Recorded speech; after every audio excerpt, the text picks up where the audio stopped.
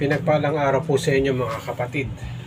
Tayo po ngayon na parito para talakayin po natin ang mga nangyayari sa ating mundo o sa sanlibutan ito. Ano po ba ang sitwasyon na nakikita po natin sa mundong ito? Talakayin po natin.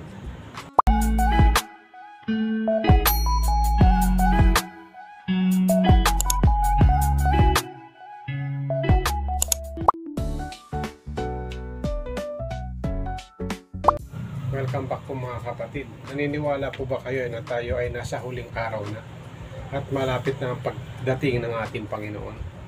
At sa pagdating ba ng ating Panginoon, ikaw ay handa na humarap sa Kanya?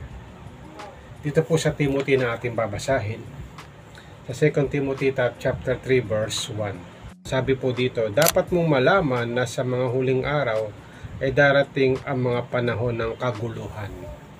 Ayan, naniniwala po tayo na ang panahon po natin ngayon ay magulo, no? Sa iba't ibang bansa nagkakaroon po ng giyera, nagkakaroon po ng hindi pagkakaunawaan, no? Isa po itong sign na malapit ang dumating ang ating Panginoon. At sabi rin ito sa verse 2, sapagkat ang mga tao ay magiging maibigin sa sarili, maibigin sa salapi, palalo at mapagmataas, mapagsamantala, suwail sa magulang, at walang utang na loob at lapastangan sa Diyos. So isa po yan sa mga dahilan na darating na ang Panginoon, na ang tao ay napakasama, magiging maibigin sa pera, no? Walang malasakit sa kapwa at suwail sa magulang. So nakita po naman natin yung nangyaring balita sa ating bansa, lalo na po sa mga corruption na nangyayari dito po sa mga nasa kapangyarihan. Kaliwat kanan po ang pagnanakaw. Kaya po ang ating bansa, ang ating mga kababayan ay dumadanas ng paghihirap.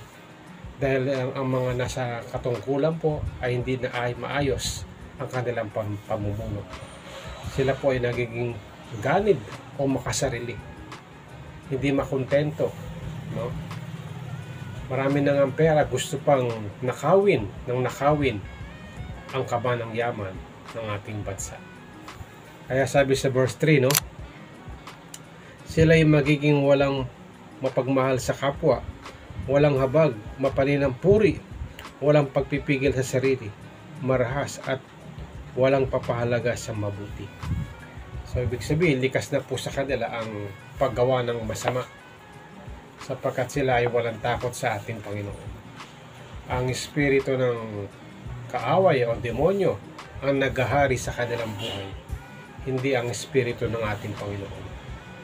Kaya kapag ang isang tao po walang espiritu ng Diyos, mahihirapan po siyang baguhin ang kanyang sarili, sapagkat ang espiritu po ng ating Panginoon, ito ay makapagbibigay sa atin ng panibagong buhay para masunod po natin ang kalooban ng Diyos sa ating buhay. We need the power of the Holy Spirit to live according to the will of God. Paano po tayo mamumuhay na pinangungunahan ng Banal na Espiritu? Kailangan po natin tanggapin si Jesus sa ating buhay.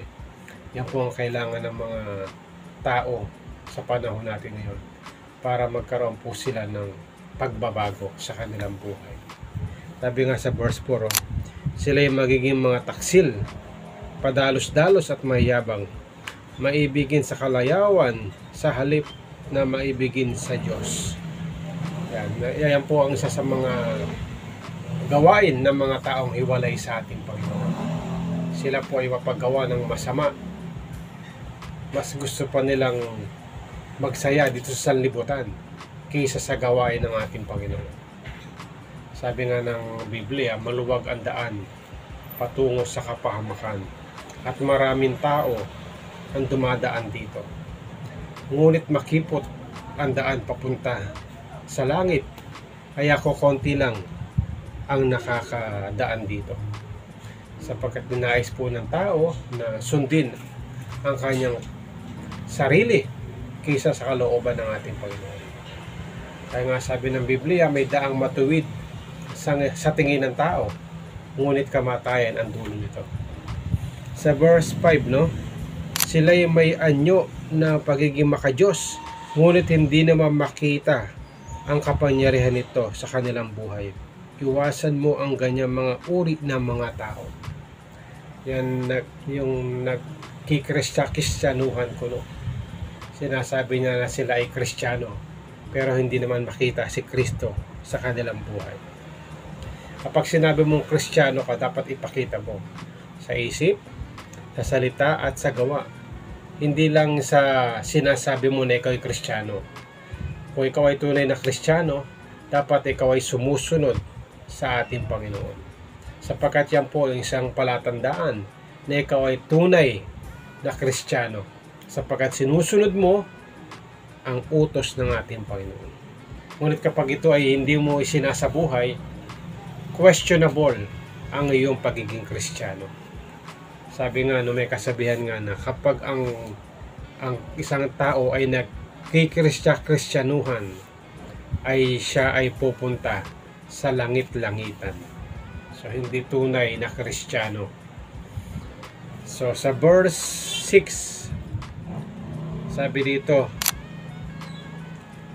may ilan sa kanila ang gagamit ng paninlang upang makapasok sa mga bahay ng babaeng madaling mapanlang. Ang babaeng ito iusigin at ang ng bigat ng kanilang mga pagkakasala at itutulak sa sariling pagnanasa. So, ibig sabihin, may mga tao po na nangangalat ng ibang kautusan. Ito'y taliwas sa salita ng ating Panginoon.